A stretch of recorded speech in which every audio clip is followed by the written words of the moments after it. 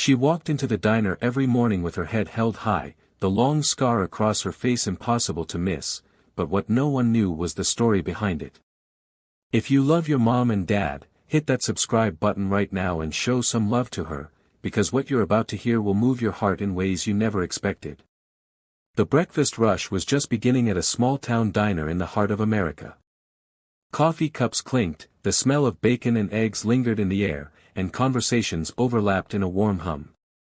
At the center of it all was Helen, a veteran waitress whose years of service to the country and to the community were written in every wrinkle of her weathered face, and in the long scar that traced down from her temple to her jaw.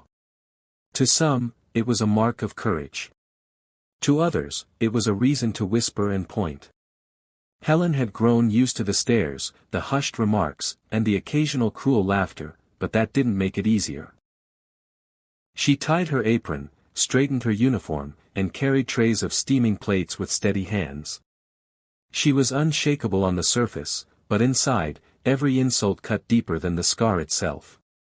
On that particular morning, a group of well-dressed men entered the diner. Their polished shoes clicked against the floor, their expensive suits contrasting sharply with the humble setting. They settled into a booth, loud and arrogant, demanding attention before they even placed their orders. When Helen approached with her usual polite smile, one of them sneered. His eyes locked on the scar, and instead of ordering breakfast, he smirked and said loudly enough for the room to hear, "I wouldn't let someone like that serve food." His friends chuckled, their laughter bouncing across the diner walls.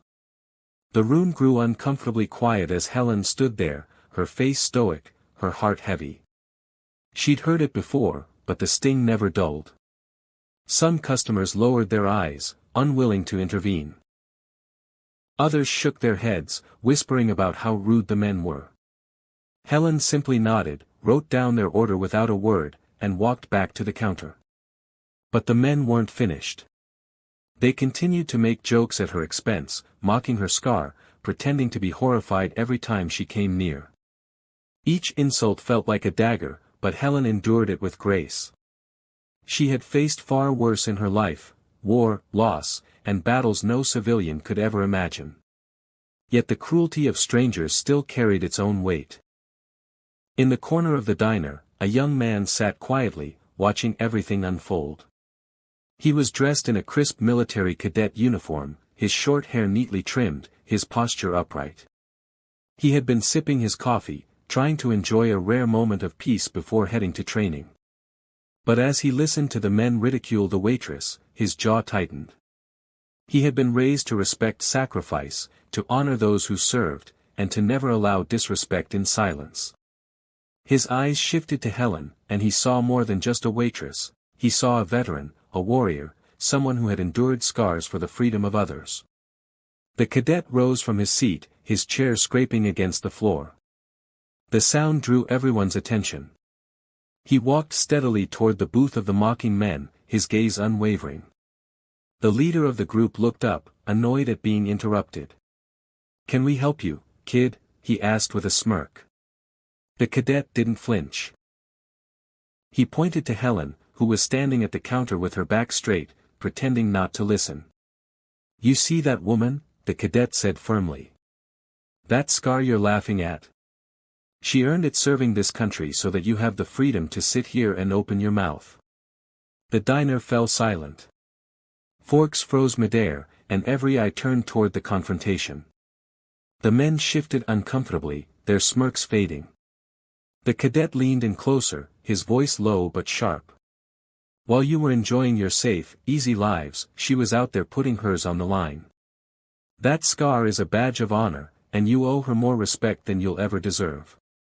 One of the men tried to laugh it off, but the sound died in his throat when the rest of the diner erupted into quiet murmurs of agreement. An older man in the corner clapped slowly, followed by others until the diner filled with applause.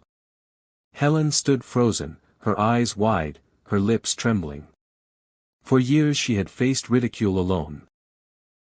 Now, someone had stood up, not just anyone, but a young cadet who recognized her sacrifice. The leader of the group shifted in his seat, his arrogance crumbling. He muttered something about leaving and signaled for the check. As they hurried out, the applause grew louder. The cadet turned to Helen, his expression softening. "Ma'am," he said respectfully, "thank you for your service." Helen's composure broke.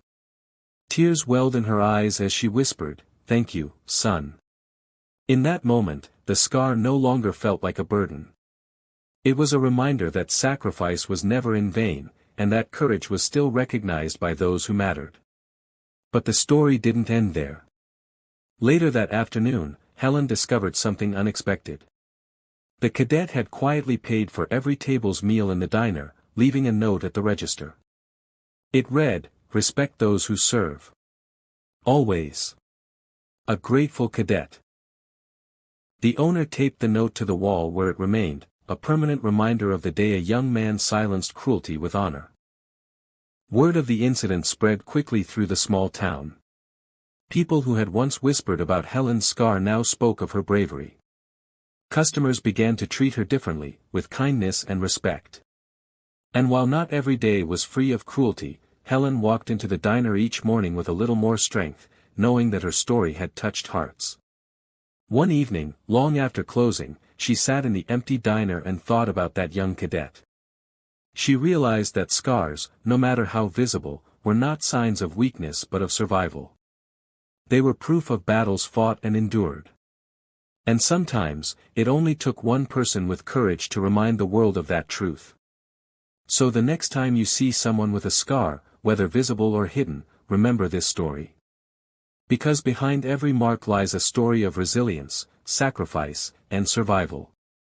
And sometimes, all it takes is a voice of courage to turn shame into honor.